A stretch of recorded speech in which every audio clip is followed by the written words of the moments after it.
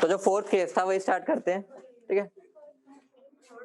अरे तो फोर्थ हुआ ना, पहला तो निकम्मा निकला था, ठीक है, स्ट्रॉन्ग वाला तो निकम्मा था, क्या हो गया? अरे कितने कम बच्चे लग रहे हैं ना आज, बेचारे आ नहीं पा रहे ऑनलाइन हैं। 20 चलो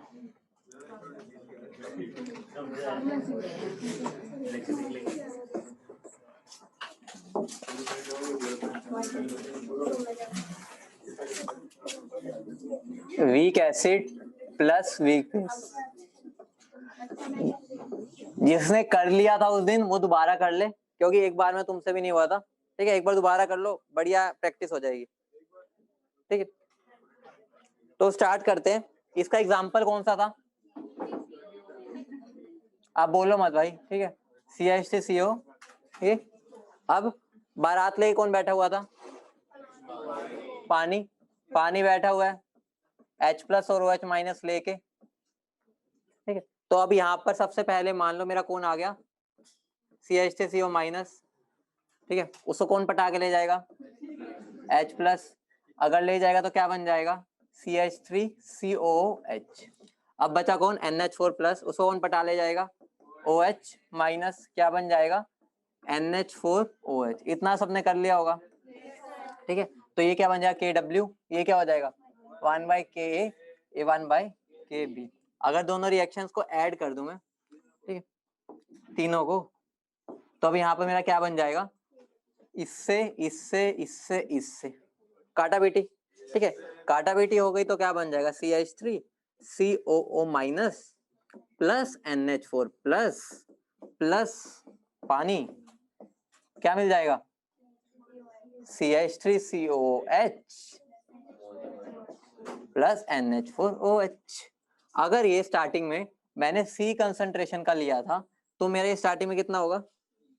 C, और वो दोनों C होंगे, ठीक है। क्योंकि ये अगर मैंने C लिया था तो ये जितना, अगर ये C मिलेगा तो ये भी C मिलेगा।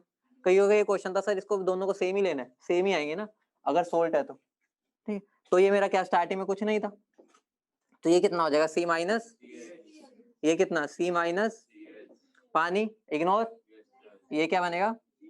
ये C है। अगर मैं यहाँ पर अब KH लिखना चाहूँ, वो क्या बन जाएगा? CH into CH upon C 1 minus H into C 1 minus H, ऐसे लिख दूं। C से गया C से गया C, क्या बन गया? H square upon 1 minus H का, ठीक है। अब यहाँ बात आती है नेग्लेक्शन वाली। सबसे पहली बात है, नेग्लेक्शन कर भी लो ना करो एक ही बात है, हम ना भी करें तो भी आराम से हो सकता है।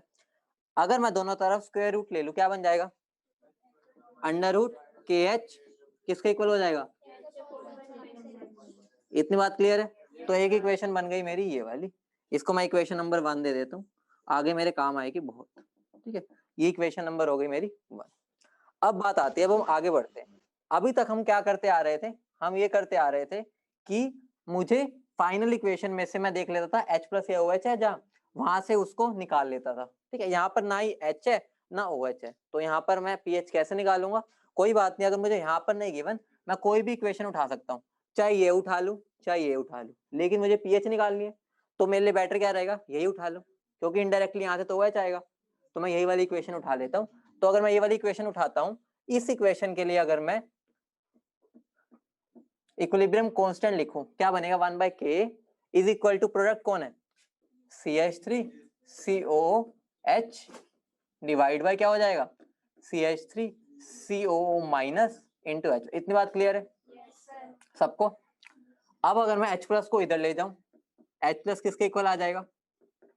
CH3COOH into K divide by क्या हो जाएगा? CH3COO minus. इतनी बात क्लियर है? अब मुझे बता दो CH3COH की वैल्यू कितनी है? CH है, पुट कर दो, K ऐसे ही रहने दो, और CH3CO माइनस कितना है? C माइनस C अल्फा, तो C माइनस CH, ठीक है। तो अब यहाँ पर मेरा क्या बन जाएगा? ये C कैंसिल आउट कर सकता हूँ, H upon 1 minus H into K लिख दो, क्योंकि ये C तो कैंसिल आउट ही होना है, ठीक है।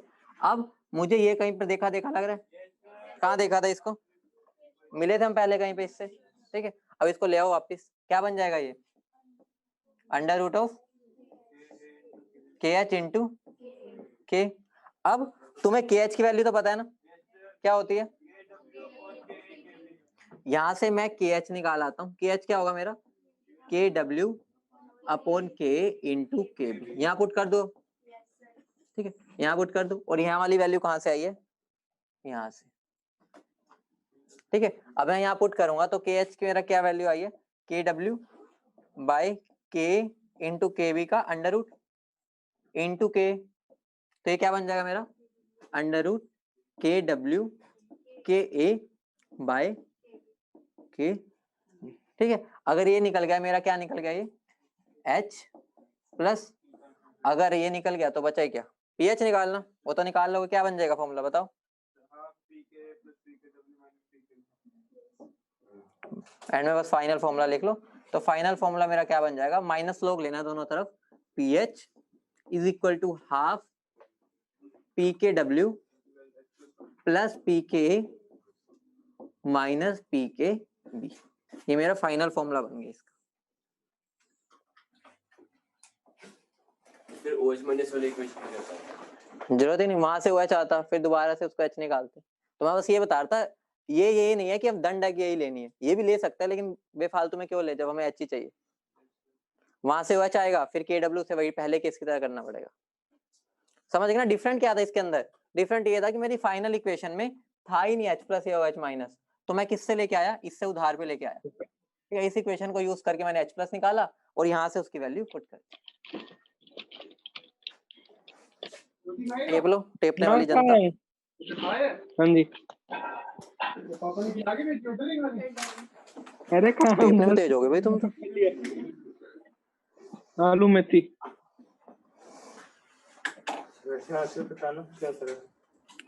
पिछले क्लास में किया नहीं अपने आप, पिछले क्लास वाला ही तो है। अच्छा पिछले क्लास कब हुई थी, अरे मैं इसको याद दिला रहा हूँ कब हुई थी, ठीक है। ये लास्ट केस किया था हमने, week acid plus weak base salt वाला, तो उसके अंदर हमें पीएच का फॉर्मूला ही बनाना था। तो मैंने इक्वेशन चलाई, ये भी वीक है ये भी वीक, इसकी हाइड्रोलिसिस होगी, फाइनल इक्वेशन बना दी, रिएक्शन को आगे चलाया। उसके बाद वहां से मेरी एक ये चीज निकली कि अंडर रूट के एच को मैं ये लिख सकता हूँ, नेग्लेक्शन की जरूरत ही नहीं पड़ी। फिर यहाँ पर बस मैंने इस इक्वेशन को निकाला, क्योंकि इस फाइनल इक्वेशन में H प्लस नहीं था, इस इक्वेशन से मैंने H प्लस निकाला और दोनों तरफ माइनस स्लोप ले लिया। लिख लिया सबने, तो अब एक टेबल बनाओ, ठीक है। जिन्होंने लिख लिया अच्छी बात है, उनको और काम दे रहा हूँ, सबने करना है वो। एक टेबल बनाओ जिसके अंदर 4 कॉलम आएंगे, ठीक है। 4th कॉलम सबसे बड़ा रखना, पहला दूसरा तीसरा सेम टाइप का रख लेना।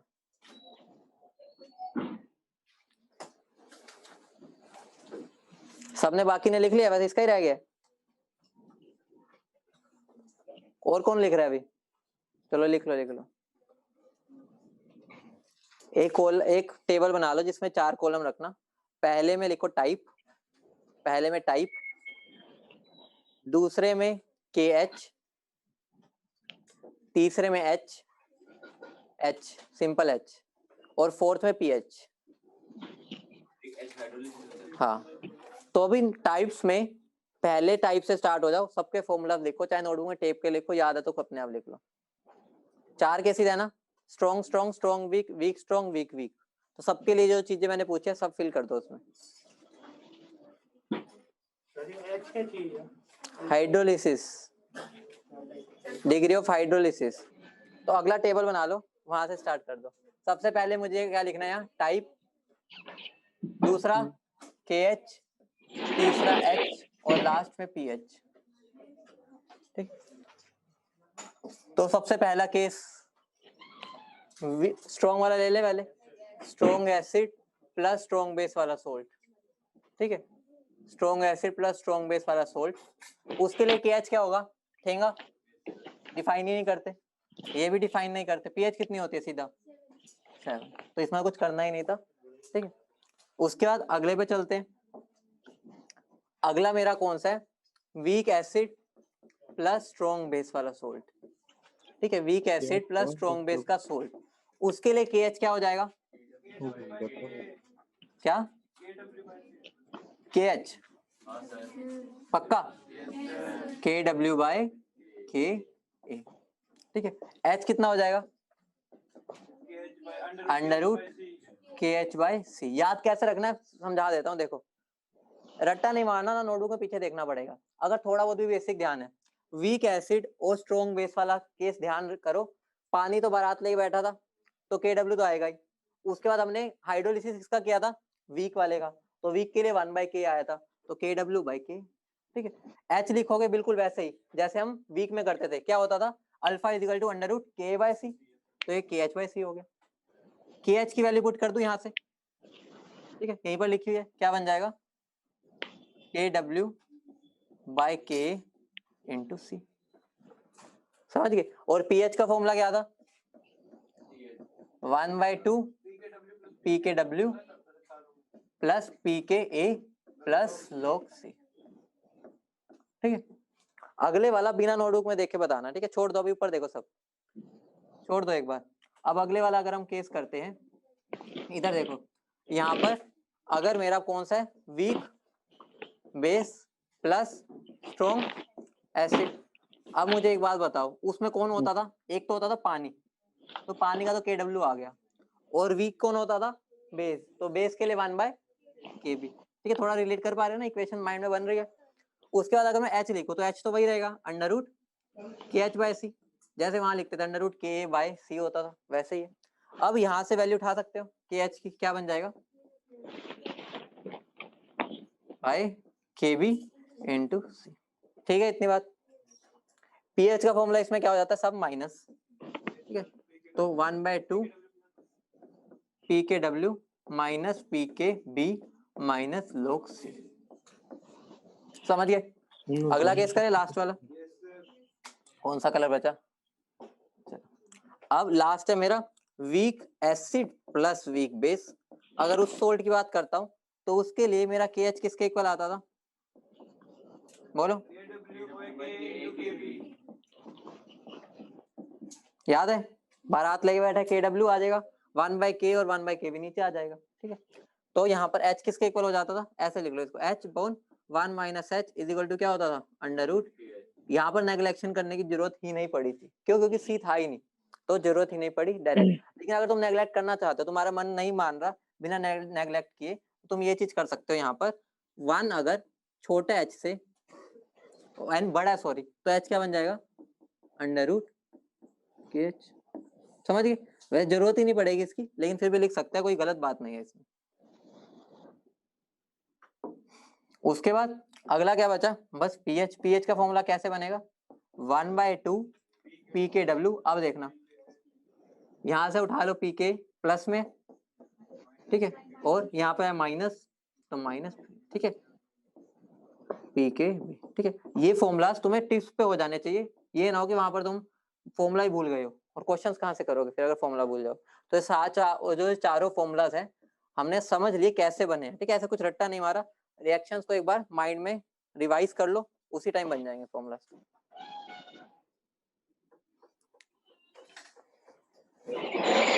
अगर मैं तुम्हें कहूँ बिना देखे लिख लोगे, लिख लोगे, ठीक है, तो यही प्रैक्टिस चाहिए होती है आयनिक में, और कुछ भी नहीं है।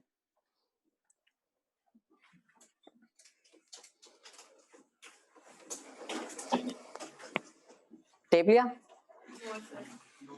टेपो, बेशर्मों की तरह टेपो।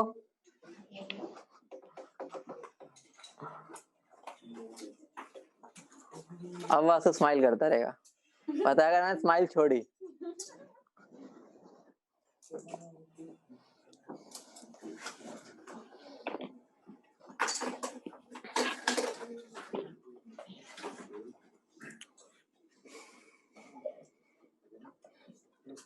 घर जाके एक बार प्रैक्टिस कर लेना इसकी, मतलब तुम्हारी मर्जी है, फोर्स तो नहीं कर सकता, कर लोगे तो बेटर रहेगा। तो यहाँ पर कुछ नहीं सोचना, अपना दिमाग अपने पास रखना, ठीक है, दिमाग लगाओगे तो गलत कराओगे। तुम यहाँ पर इस फॉर्मूले में ही देख सकते हो कि मेरा जो पीएच है उसके अंदर सी की टर्म ही नहीं आ रही। अगर सी की टर्म ही नहीं आ रही तो पुट कहाँ करोगे, पुट नहीं करना, तो इसका मतलब क्या होगा, सेम। इसका मतलब क्या हो गया, हमारा यहाँ पर आंसर क्या होगा, दोनों का क्या होगा, सेम। ठीक है, दोनों क्या हो जाएंगे, सेम।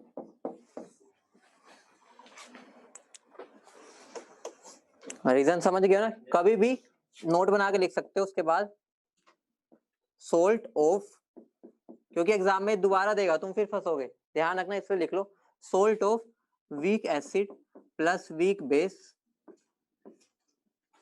ऐसे लिख लेना पीएच ऑफ, ठीक है, pH of salt of weak acid plus weak base is independent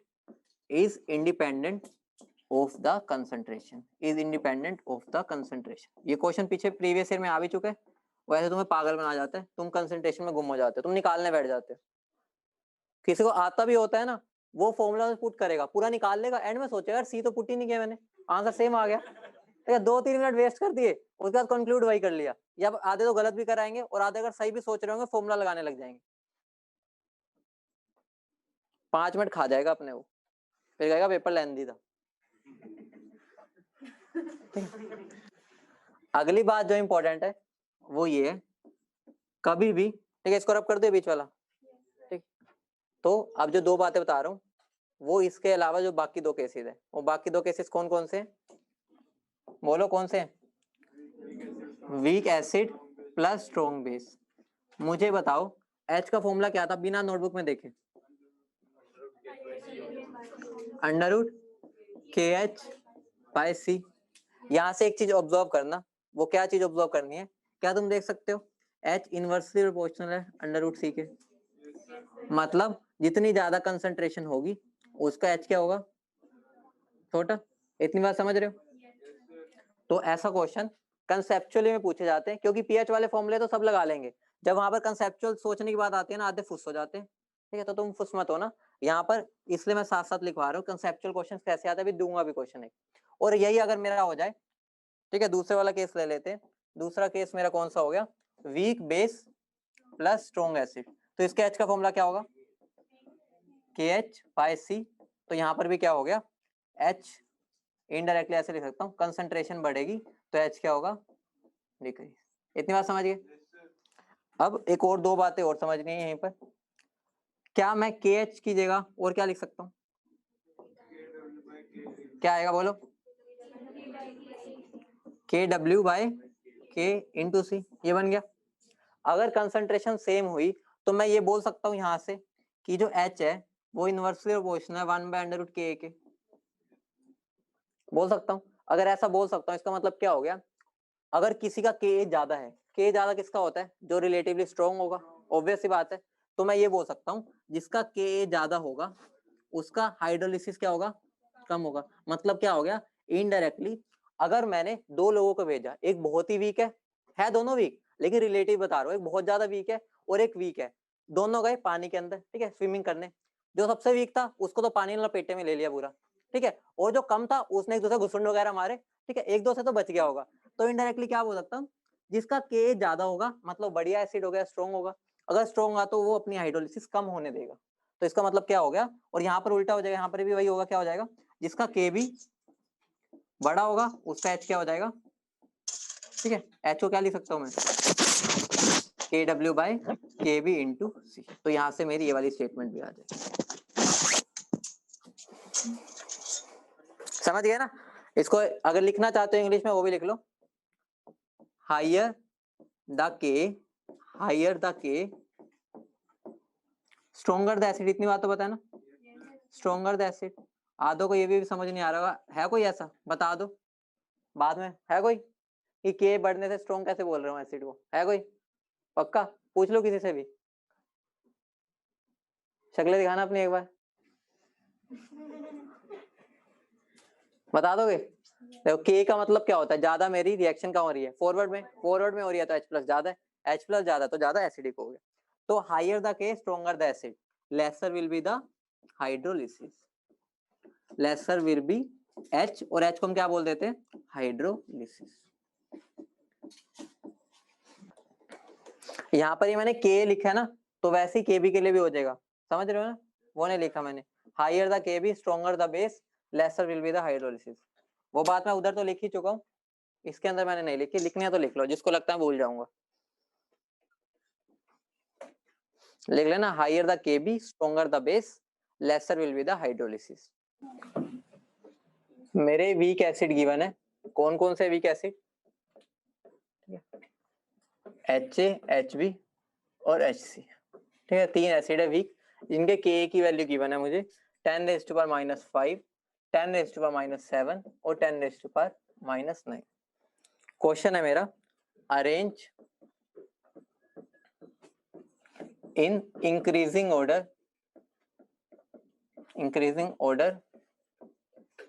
of pH.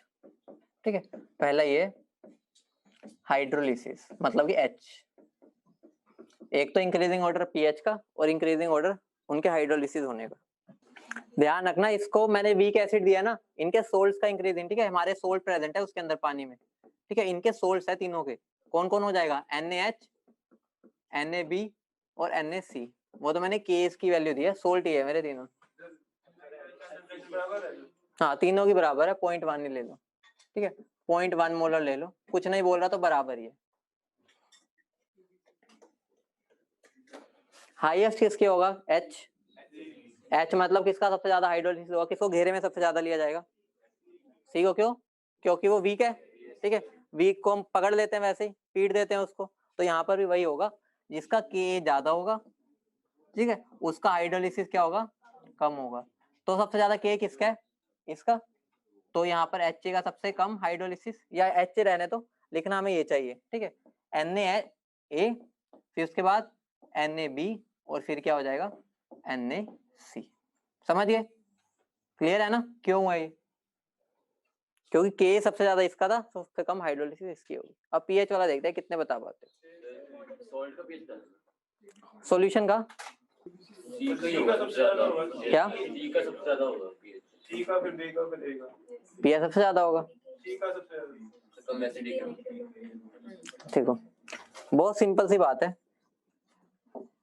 मेरे यहाँ पर कौन कौन प्रेजेंट है, Na+A-, ध्यान से समझ लेना, Na+B- और Na+C-, यही प्रेजेंट है, ठीक है। अब मुझे बताओ ये किन से बने हैं, ये सारे मेरे कहाँ से आ रहे हैं, वीक एसिड से, ठीक है, ये तीनों कहाँ से आ रहे हैं मेरे, वीक एसिड से। अब मुझे एक बात बताओ, अगर ये तीनों वीक एसिड से आ रहे हैं, अब हमारा इनडायरेक्टली लगा लो, Na तो कॉमन है, उसके साथ तीन लोग लड़ने आ रहे हैं न्यूट्रलाइजेशन के लिए, एक आ रहा है A-, ठीक है, B-, C-, या बोलो तीन एसिड आ रहे हैं HA, HB और HC। अब ऑब्वियस सी बात है, जो अपने आप को ज्यादा डिफेंड कर लेगा वो जीत जाएगा। अब तुम्हें बताओ, Na तो कॉमन है, इन तीनों में सबसे स्ट्रॉन्ग एसिड कौन है, ए वाला, तो इसका मतलब क्या हो गया, अगर बेस लड़ने आएगा उससे तो हारेंगे तो तीनों ही, लेकिन सबसे ज्यादा डिफेंड कौन कर पाएगा, ए, क्योंकि वो स्ट्रॉन्ग एसिड है। अगर स्ट्रॉन्ग एसिड है तो वो ज्यादा डिफेंड करेगा, अगर ज्यादा डिफेंड करेगा तो अपनी पीएच को कम से कम रख पाएगा, एसिड है, तो इसका मतलब क्या होगा, सबसे ज्यादा पीएच किसकी हो जाएगी, जो सबसे वीक एसिड है। तो मैं क्या बोल सकता हूँ, स्ट्रोंगर द एसिड, जितना एसिड स्ट्रॉन्ग होगा तो वो क्या हो जाएगा, उसकी पीएच कितनी होगी, कम। तो ऑर्डर क्या हो जाएगा मेरा, यही वाला Na। अगर मैं एसिडिक का ऑर्डर पूछ लेता तो उल्टा हो जाता, ठीक है, यहाँ मैंने पीएच का पूछा है, तो मतलब इनडायरेक्टली बोल रहा हूँ, जितना स्ट्रॉन्ग एसिड है वो ज्यादा एंड तक लड़ पाया तो उसने अपनी कम्युनिटी को जितवाया जितना हो सकता था, मतलब एसिडिटी। फिर तो फॉर्मूले से करना पड़ेगा, ऐसे नहीं देता वो।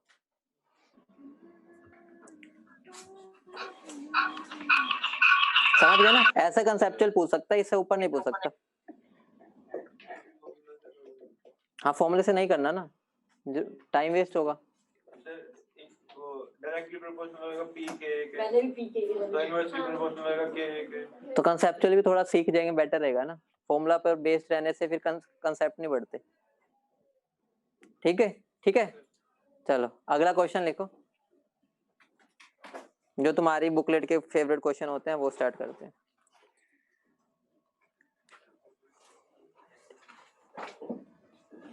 .25 मोलर, एक सेकंड ले लो तुम, 0.25 molar solution of 0.25 molar solution of, इसका नाम बता देना मुझे,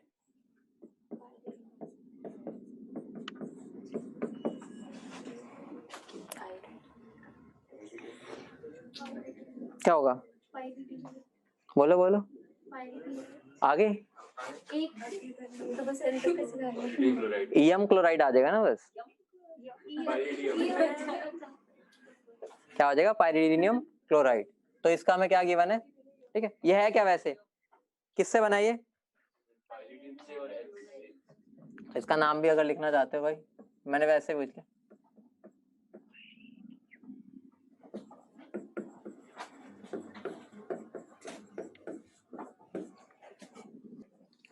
What is the Kb? What is the Kb? pH of 2.75. What is the Kb? What is the Kb for pyridine? What is the Kb for pyridine? pyridine क्या बना, बस H निकाल दो यहाँ से, ठीक है, तुम्हें Kb निकालना उसका, कर दो क्वेश्चन। सबसे पहले बताओ, छोड़ो क्वेश्चन बाहर में जाए, करवा नहीं रहा, तुम्हें वो सिखा रहा हूँ कैसे देखना है। सबसे पहले मुझे गिवन क्या, ये गिवन है, तुम इसको देख के बता सकते हो कौन सा केस बन रहा है मेरा। मैं तुम्हें बताया था ऑर्गेनिक वाले जो बेसिस होते हैं वो क्या होते हैं, वीक, और ये ऑर्गेनिक की बिरादरी से आया है, तो ये क्या होगा, वीक बेस, और Cl कहाँ से आता है, तो ये समझ गए केस कौन सा है, केस समझ गए तो पीएच का फॉर्मूला लगा दो, बस केस पहचानना ही बस दिक्कत होती है, बाकी तो आसानी है। फॉर्मूला क्या होता है इसका, pH is equal to PKW minus PKV minus log C। एक हेल्प कर सकता हूँ, जरूरत अभी सिखा भी दूंगा, वैसे तो गिवन ही होगी हमेशा।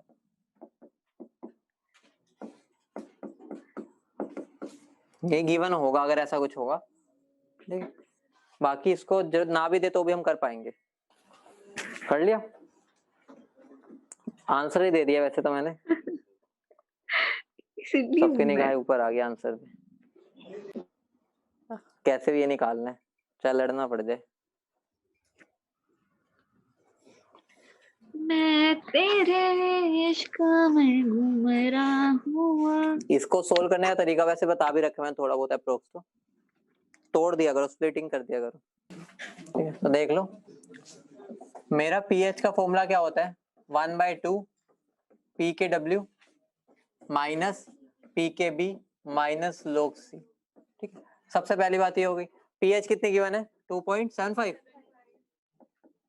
ठीक है, और ये मेरा क्या बन जाएगा, PKW कितना होता है 14, 14/2 कर दो सीधा, ठीक है। अब अंदर क्या बचेगा, minus 1/2 PKB plus log C, ऐसे लिख सकता हूँ, माइनस कॉमन आ गया ना बाहर, ठीक है।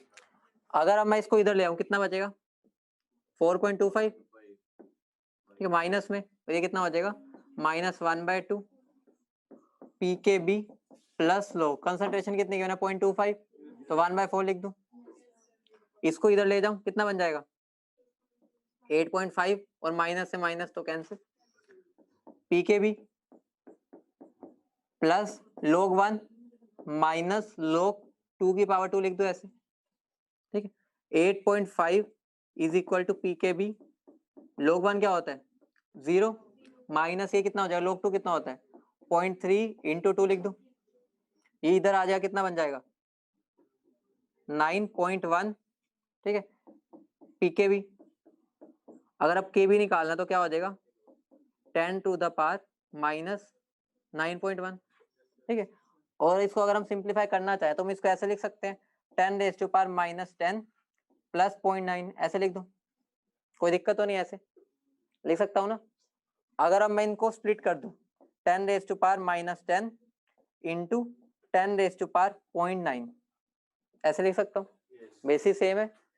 तो इसको 10 रेज टू पावर 9 अराउंड अपना क्या होता है 8 इंटू 10 रेज टू, मतलब इससे हम आइडिया ले सकते हैं, बाकी गिवन तो होगा ही, बस मैं तुम्हें बताया कि हम और सिंप्लीफाई कैसे कर सकते हैं।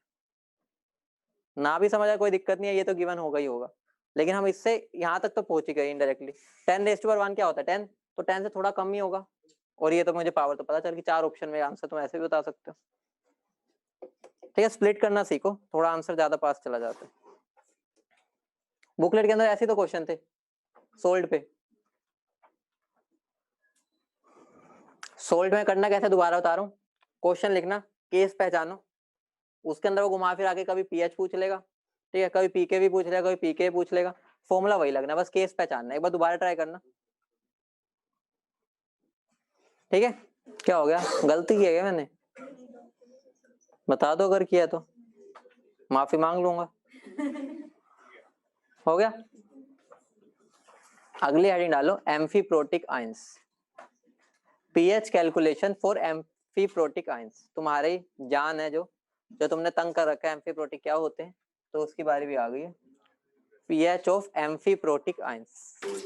ठीक है, तो देखो एम्फीप्रोटिक आयंस की अगर मैं बात करता हूँ तो करना कैसे है, इसको ध्यान से देखना। एम्फीप्रोटिक आयंस, एम्फीप्रोटिक आयंस वो आयंस है जो दोगुले हैं, दोगुले in the sense H plus को क्या कर सकते हैं, डोनेट भी कर सकते हैं और H प्लस को एक्सेप्ट भी कर सकते हैं, मतलब वो उनके पास दोनों टेंडेंसी है। ठीक है, वो डोनेट भी कर सकते हैं और एक्सेप्ट भी कर सकते हैं, उनको हम क्या बोलते हैं, एम्फीप्रोटिक आयंस। एग्जांपल देखो, अगर मैं मान लो H3PO4 लेता हूँ, मान लो, ठीक है, एक मैं अगर इससे H प्लस निकालू क्या बन जाएगा, H प्लस निकालने के लिए कुछ तो मैंने डाला ही होगा, ऑब्वियस सी बात है, तो NH डाल दो। ठीक है, अगर एक NH डालता हूँ तो एक H प्लस लेगा, तो क्या बना देगा ये NaH2PO4, समझ रहे हो, या इसको H2PO4 माइनस भी लिख सकता था, लेकिन इसको मैं PK1 बोल दूं या Ka1 बोल दो या PK1, अगर हम PK की बात कर रहे हैं। उसके बाद मेरा मन नहीं माना, मैंने इससे एक और H प्लस ले लिया, तो क्या बन जाएगा मेरा, ये बन जाएगा, इसको मैं PK2 बोल सकता हूँ। ठीक है, अब अगर मैंने एक और H प्लस निकाल लिया तो क्या बन जाएगा, Na3PO। समझ गए इतनी बात। एक बात ध्यान रखना, अपनी मर्जी नहीं है, कभी पेपर में रिएक्शन यहाँ से क्यों ना तुम इसको PK1 बोल दो, रहेगा PK2 ही, क्योंकि वैल्यू तो ऐसे ही देता है। ठीक है, अगर पहला H प्लस निकाल रहे हो तो PK1 होता है, ये ना सोचो जहां से हमारी स्टार्ट हो रही है वहीं से 1 होगा, PK1 हमेशा रहेगा जब पहला H प्लस निकाला है। अब देखो ध्यान से देखना, इसके ऊपर जो क्वेश्चन होता है बहुत सिंपल होता है, बस पहचानने में बच्चे दिक्कत कर जाते हैं, कौन सा ले लो कलर। ठीक, अब देखो, अगर मैं तुम्हें बोलूं क्या ये एम्फीप्रोटिक है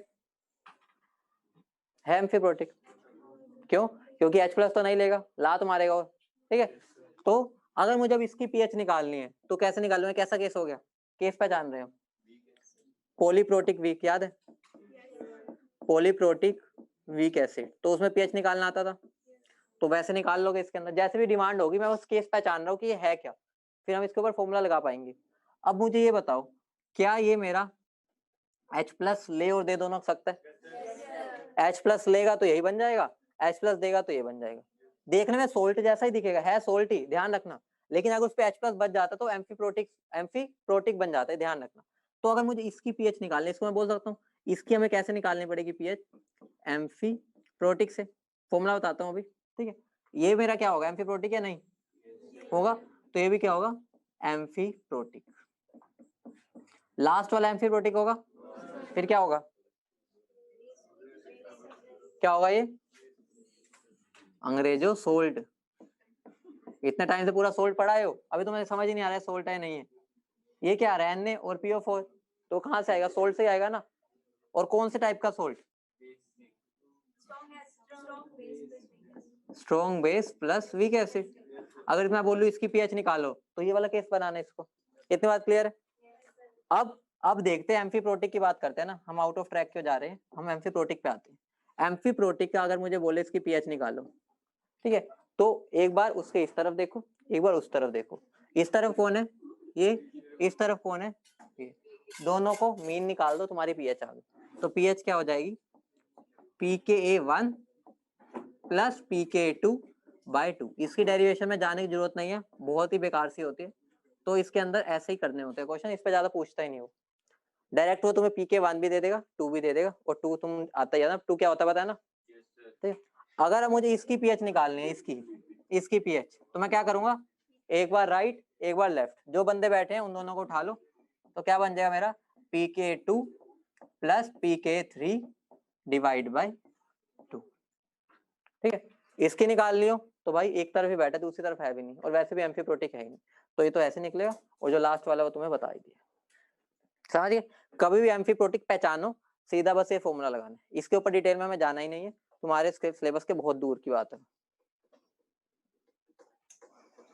तभी मैंने यहाँ 1 2 3 स्पेसिफिक किए कि ये मतलब हमेशा ये रहेंगे, ये नहीं कि इसको 2 बोल दो उसको 1 या कुछ भी, पहले वाले का K1 होगा, दूसरा 2, तीसरा 3। नोट कर लिया, कर लो फटाफट कर लो, उसके बाद हमें टाटा नमक भी लाना है, जल्दी करो। घर से नमक लाए हो ना? नहीं लाए, कोई नहीं, घर जाकर एक्सपेरिमेंट कर लेना। हाँ तुम सबको नमक बांटेंगे ना, वो लूट जाएंगे क्या? ठीक है, गलती होगी, माफी दे दो, मुझे पता नहीं था नींबू पानी बनाना है। अच्छा कर लिया नोट?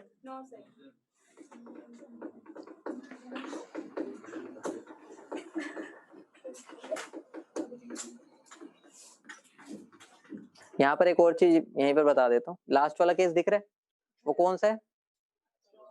तो सोल्ट है, सोल्ट का फॉर्मूला लिखना, पीएच का, पीएच ही तो निकालनी है, क्या होता था फॉर्मूला इसका? लिखो, लिख दो अपनी नोटबुक में, इसके साथ एरो बना के लिख दो।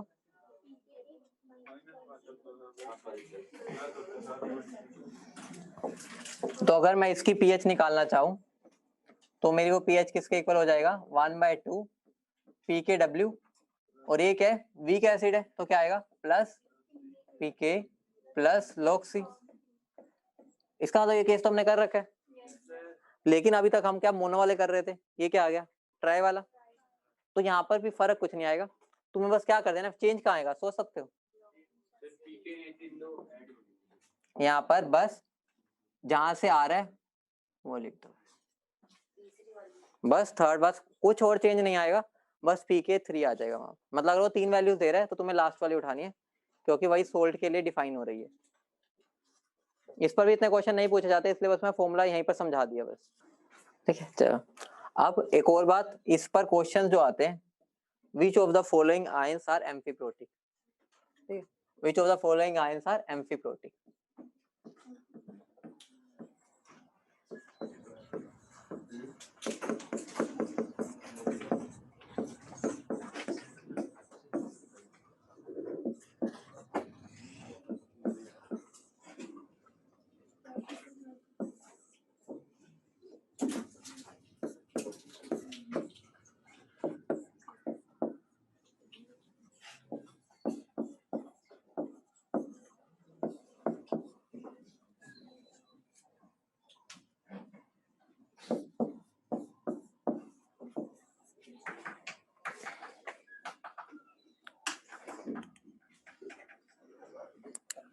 ये तो करिए, साथ साथ ही बता दोगे।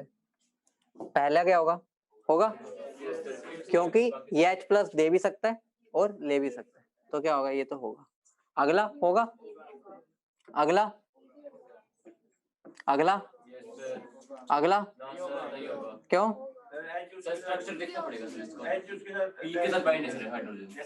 ये होगा, ठीक है। आप ध्यान रखना, कभी फॉस्फोरस वाला आता है ना, तो फॉस्फोरस वाले में जल्दी मत किया करो, स्ट्रक्चर बना लिया करो। अगर याद नहीं भी कोई दिक्कत नहीं, आगे सीख जाओगे। H3, ये मेरा क्या है यहाँ पर? H2PO2 माइनस, तो मैं इसको ऐसे लिख सकता हूँ, H3PO2 लिख दूं, ठीक है। तो ऑक्सीजन यहाँ आ गया, एक यहाँ OH आ गया, यहाँ H और यहाँ H, ठीक है। अब मैंने क्या निकाल दिया इसमें से? H, ये बन गया। अब कहीं और H दे सकता है, तो इसका मतलब क्या हो गया? ये मेरा एम्फीप्रोटिक नहीं है। बार बार ये क्वेश्चन पूछा जाता है और बच्चे गलत कराते हैं, उनको बस हाइड्रोजन से मतलब होता है, उन्हें पता ही नहीं होता कि एसिडिक हाइड्रोजन होता क्या है। उन्हें हाइड्रोजन मतलब एसिडिक, ये नहीं होता। एसिडिक हाइड्रोजन होता है या तो नाइट्रोजन के साथ लगाओ, या ऑक्सीजन के साथ, या फ्लोरीन के साथ जनरली, या क्लोरीन के साथ कभी कभी, बाकी ऑक्सीजन ही जनरली यूज होगा तुम्हारा। अगर मैं एक और क्वेश्चन तुम्हें दे दूं, मैं अगर तुम्हें दे दूं HPO3 माइनस, ये 2 माइनस, सॉरी ऊपर 2 भी आएगा, तो पहले हम इसका स्ट्रक्चर बना ले। किसका बनाना पड़ेगा स्ट्रक्चर? H2PO3, H3PO3, तो यहाँ पे मेरा स्ट्रक्चर क्या बनेगा? PO, यहाँ पर OH, यहाँ OH और यहाँ H। अगर अब मैंने 2 H निकाल दिए, निकाल दें 2 H, तो यहाँ पर क्या O माइनस O माइनस, क्या अब ये तीसरा H निकल सकता है? नहीं निकल सकता, तो ये भी क्या नहीं। तो 2 ही इंपॉर्टेंट थे, ठीक है, एक ये वाला, और इन पे स्टार मार्क कर लो। प्रीवियस ईयर में बहुत बार पूछा जाता है क्वेश्चन, क्योंकि बच्चों को आदत होती है हाइड्रोजन देखने की, बस फॉस्फोरस वाले में दिक्कत होती है, बाकी तो कर ही लो।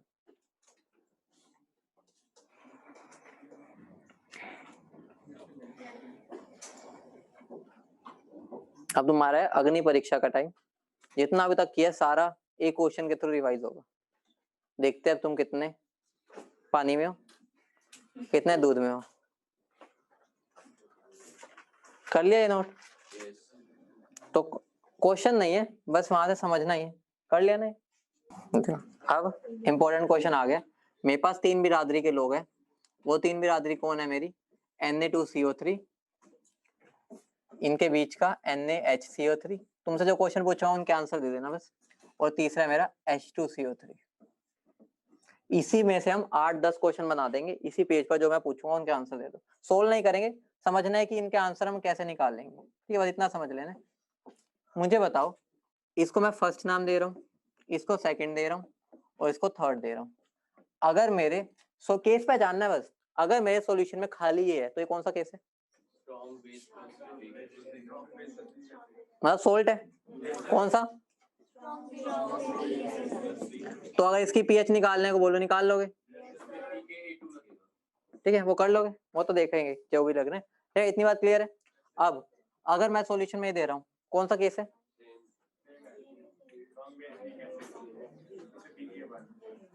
मैं तुम्हें क्या बताया था कि एम्फीप्रोटिक आयन तो है वो भी सोल्टी, लेकिन वहां पर पार्शियल न्यूट्रलाइज्ड है। तो इसमें कौन सा फॉर्मूला लगेगा? एम्फीप्रोटिक का, क्योंकि कंप्लीटली न्यूट्रलाइज्ड नहीं है तो इसमें एम्फीप्रोटिक वाला ही लगाना है और वहां से इसकी पीएच आ जाएगी। एम्फीप्रोटिक की तो ये SCO3-। अगर मेरे खाली सॉल्यूशन में ये है तो कौन सा फॉर्मूला लगेगा? वीक एसिड की पीएच का। ठीक है, वो जो हमारा वो होता है पॉलीप्रोटिक वाला। ठीक है, वो लिख नहीं रहा मैं, वीक एसिड वाला। समझ गए ना? अब स्टार्ट करते हैं अगली कहानी। वो अगली कहानी क्या है? मैं इनको मिक्स करना स्टार्ट करूंगा तो मुझे आंसर देते रहना। अगर मैं फर्स्ट और सेकंड को मिक्स कर देता हूं तो मेरा क्या बनेगा?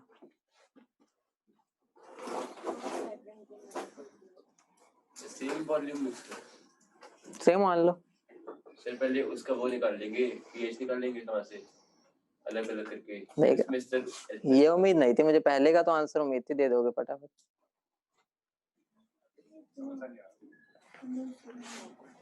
देखो, ये मेरा वीक एसिड है, देख सकता हूँ इसको वीक एसिड की तरह। ये मेरा उसका कॉन्जुगेट बेस है। अगर वीक एसिड और उसका कॉन्जुगेट बेस हो प्रेजेंट, क्या बनता है? अगर तुमने ये सारे आंसर देते हैं, समझ जाओ तुम्हारे सारे फंडे पिछले क्लियर है तो वो हमारा एसिड ही ना। अगर मैं दोनों मिक्स कर रहा हूँ काम तो एसिड वाले करेगा वो। अब अगर मैं सेकंड और थर्ड को मिक्स कर दूं, यहाँ पर H2CO3 कैसा काम करेगा? वीक एसिड, और उसका कॉन्जुगेट बेस कौन हो जाएगा? NaCO3। तो क्या बन गया ये मेरा? अगर अब मैं फर्स्ट और थर्ड को मिक्स कर दूं,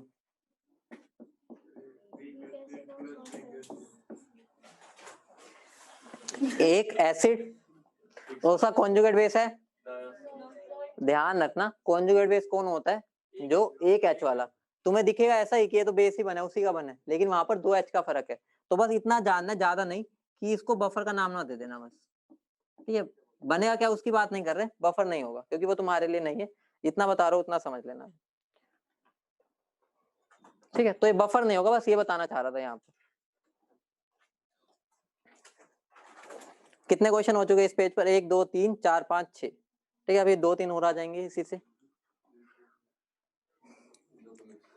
ठीक है, अब देखो, अगर मैं इन दोनों को मिक्स करूं, ठीक है, अभी भी इन दोनों को क्या बफर नहीं बना, बताता हूँ क्या बनेगा। अगर मैं इन दोनों को मिक्स कर रहा हूँ, मुझे बताना पहले और तीसरे को Na2CO3 प्लस H2CO3 मिक्स कर रहा हूँ। अगर ये दोनों रिएक्ट करते क्या बनाते हैं, कोई बता सकता है? तुमने मोल में कर रखे। हाँ भैया, तो बोल रहे हो। हाँ सर, ये सही कहा आपने, आपको आता है, फुल मार्क्स। ठीक है, अब मुझे बताओ, अगर मैंने इन दोनों को मिक्स किया, अब डिपेंड करेगा। ठीक है, यहाँ बफर का मैंने बताया था ना, अब डिपेंड करेगा कौन। अगर मैं बोलूं मेरा इन दोनों में, अगर मैं बोल लूं ये मेरा लिमिटिंग रिएजेंट है, अगर मैं बोल रहा हूँ ये मेरा लिमिटिंग रिएजेंट है, तो क्या बन जाएगा? ये बफर बन जाएगा। बफर क्या होगा? ये मेरा क्या होगा? वीक एसिड, और क्या हो गया? Conjugate base. तो मेरा क्या बन जाएगा इस केस में? ऐसे लिख दो यहीं पर, इसके आगे ये बफर बना देगा। ठीक है, लिमिटिंग रिएजेंट के आगे लिख रहा हूँ बस। अगर अब मैं क्या कर दूं, इसको लिमिटिंग रिएजेंट कर दूं, तो क्या बनेगा? तो भी क्या बनेगा, बफर। अगर मैं दोनों को लिमिटिंग कर दूं, मतलब बराबर ले लूं, क्या, एम्फीब्रोटिक, एम्फीब्रोटिक, समझ गए। तो यहाँ पर जरूरी नहीं है बफर बने, इसलिए मैंने यहाँ बफर काटा था, वो डिपेंड करेगा कि कौन कितना है, ठीक है। तो इनडायरेक्टली मैं ऐसे लिख सकता हूँ कि अब मैंने इसको यहाँ पर इलेबोरेट किया, ठीक है। हमने इसके ऊपर कितने क्वेश्चन मतलब समझ गए कि कैसे पहचानना है, 1 2 3 4 5 6 7 8 9, 9 चीजें हम यहाँ से समझे कि अप्लाई कैसे करनी है। इतना तो तुमसे पूछेगा भी नहीं कभी, ठीक है। हमने लेकिन एक में ही समझ लिया कैसे एक समझना होता है, मतलब पहचानना कैसे। लिख लो फटाफट। हाँ 2 मिनट रुक गया, बस 2 मिनट ले लो। कितना टाइम है, 31 से 33 तक, बस।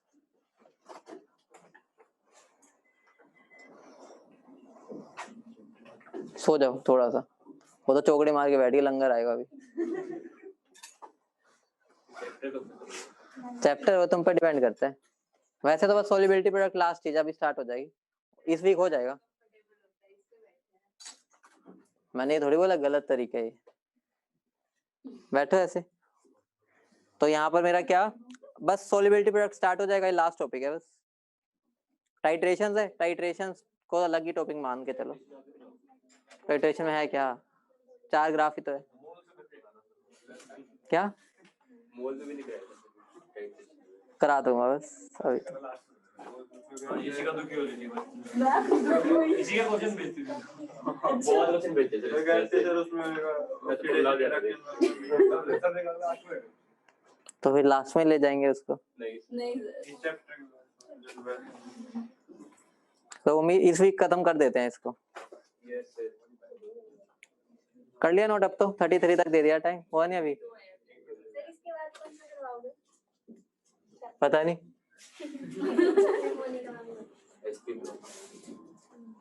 हो जा,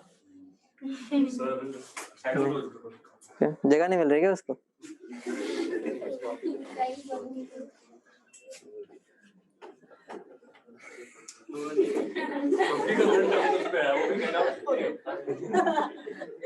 देखो कितना बड़ा होता है, 1 मिनट खत्म ही नहीं हो रहा। दे दो पानी, दे दो ठंडा, दोनों गर्म है, बहुत गर्म है, चाय बन जाएगी ये वाला।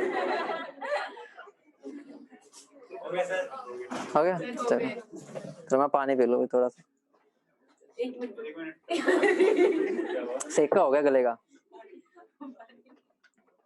आगे बढ़े तो चलो, अब लेके आते हैं बीकर। बीकर कहाँ होता था तुम्हारा,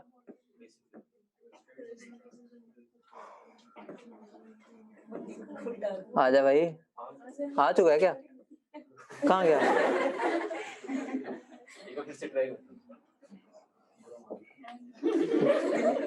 खराब हो गया, क्या हो गया भाई इसको, गुस्सा मान गया, इसको घूर लिया ना मैंने।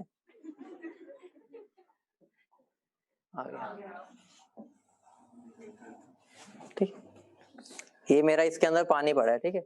ये मेरा क्या है, पानी, ठीक है। ये पानी है, ठीक है, दिख ही नहीं रहा है तो इसमें तो, ठीक है। बस ये पानी है, ठीक है, ये पानी है, ठीक है। नहीं इसमें पानी नहीं, पानी के मॉलिक्यूल्स नहीं दिखते होते ना, नहीं दिखेंगे यहाँ भी, ठीक है। तो ये पानी है, इसके अंदर मैंने बाहर से तुम्हें मैंने कहा घर जाओ, तुम्हें नींबू पानी बनाना है घर वालों के लिए, सबके लिए, और तुम इसके अंदर नमक डाल के आओ। मुझे बताओ तुम्हारी 1-1 किलो की एक थैली है, तुम्हारी कितनी थैली खत्म होगी। क्या सबका आंसर एक ही होगा या अलग अलग होगा, बताओ बोलो। हल्का फुल्का, मैं तो भाई बहुत बड़ा वेरिएशन ला सकता हूँ, तुम हल्का फुल्का कह रहे हो।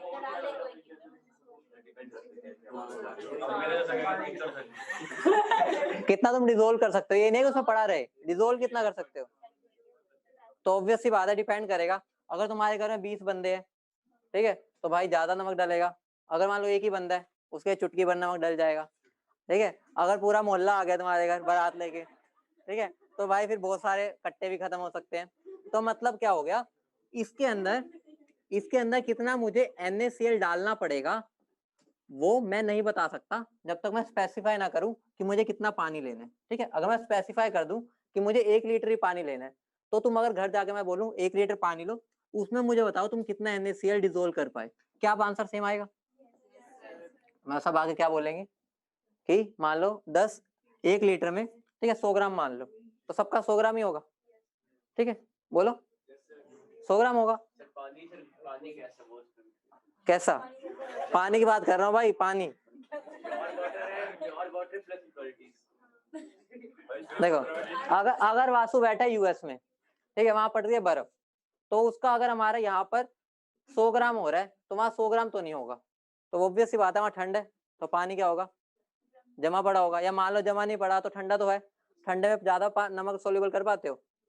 नहीं कर पाते। ठीक है, घर में कितनी दिक्कत होती है ना नींबू पानी जब बनाते हैं घर पे। ठीक है, तो हम पहले गर्म पानी के अंदर चीनी घोल लेते हैं। ठीक है, तो ठंडे में ना दिक्कत नहीं होती, नहीं होती। अच्छा, मम्मी करती है। ठीक है, तो बस ध्यान रखो सोल्यूबिलिटी क्या होता है। सोल्यूबिलिटी का मतलब है कि तुम गिवन अमाउंट ऑफ सोलवेंट में कितना कोई भी सोल्यूट डाल सकते हो ताकि वो पूरा का पूरा क्या हो जाए? डिसोल्व। लेकिन कंडीशन क्या होगी? तुम्हारा टेम्परेचर क्या रहना चाहिए? सेम, और प्रेशर भी सेम, क्योंकि अगर टेम्परेचर फर्क आ गया तो हमारा जो आंसर आएगा वो अलग अलग आएगा। तो मैं क्या बोल सकता हूँ, ऑब्वियस सी बात है प्रेशर पे भी डिपेंड करता है, लेकिन हम जनरली सॉलिड को ही मिक्स कर रहे हैं। ठीक है, लिक्विड में जनरली अगर सॉलिड को मिक्स कर रहे हैं तो इसका मतलब क्या होगा? सॉलिड से प्रेशर का इतना लेना देना नहीं होता, वो गैस का होता है। पढ़ते हैं ना, गैस पर मतलब प्रेशर गैस को इफेक्ट करता है, सॉलिड की सोल्यूबिलिटी को इतना इफेक्ट नहीं करता। तो लिख लो सोल्यूबिलिटी क्या होती है, हेडिंग डालो सोल्यूबिलिटी। सोल्यूबिलिटी, सोल्यूबिलिटी क्या होती है लिख लो, the amount of solute, the amount of solute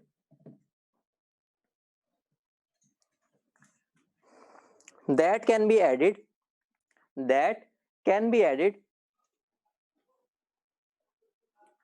in fixed amount of solvent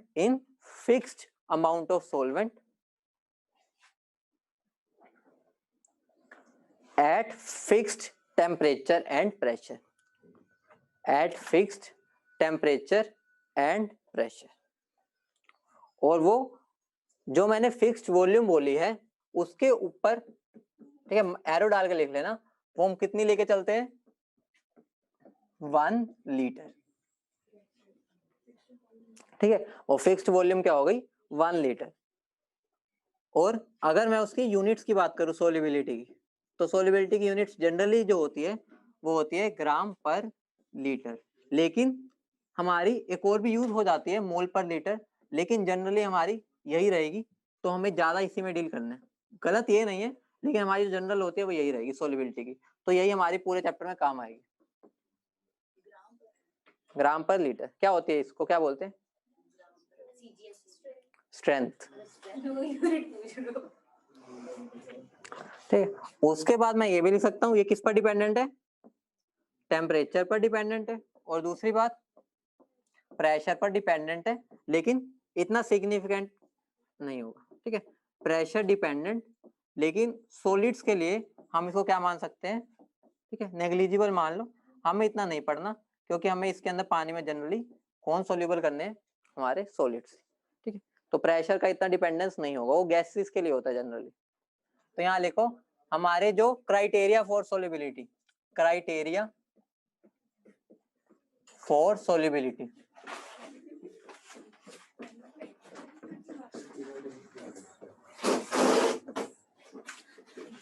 तीन क्या क्राइटेरिया फॉर सोल्यूबिलिटी, 3 टाइप के हमारे, एक तरह से मैं बोल सकता हूँ जो मेरे सोल्ट्स होते हैं उनको मैं 3 टाइप के बोल सकता हूँ। एक वो है जिनकी सोल्यूबिलिटी ग्रेटर देन 0.1 मोलर है, उनको हम बोलते हैं हाईली सोल्यूबल। हाईली पूछा नहीं जाएगा, बस 3 तरह से हम यहाँ से एक चीज निकालेंगे, एक्सट्रैक्ट करेंगे, वो समझ लेना। अगर मेरे 0.1 मोलर से कम है सोल्यूबिलिटी तो उसको बोलते हैं स्लाइटली सोल्यूबल। ये उन्होंने बस मान रखा है कि इस रेंज को मानेंगे स्लाइटली सोल्यूबल। और अगर ये मेरा 0.01 मोलर से भी कम है, ठीक है, तो उसको हम बोलते हैं स्पेरिंगली सोल्यूबल।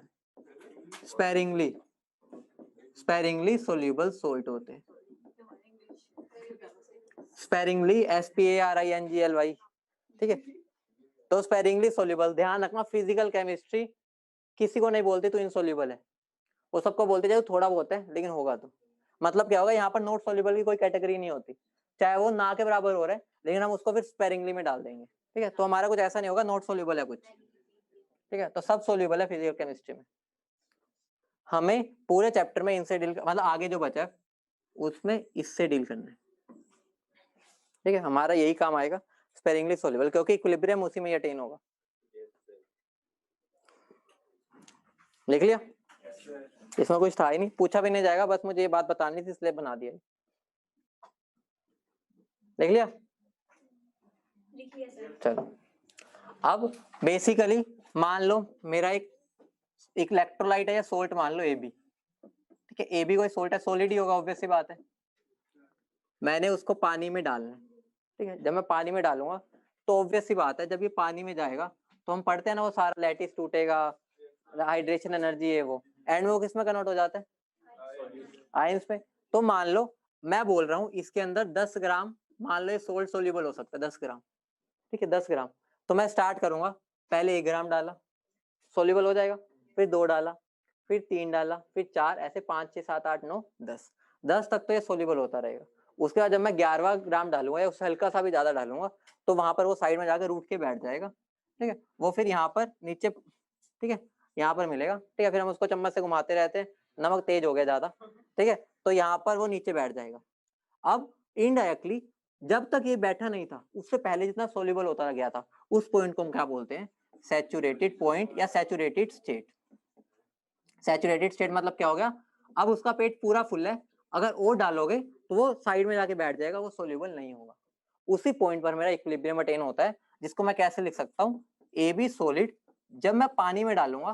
ठीक है, वहां पर लिखने की जरूरत नहीं है पानी, वहां से अगर मैं उसको पानी में डालूंगा तो वो क्या बना लेगा, A plus plus B minus, और वो कौन सी स्टेट में होंगे, एक्वस।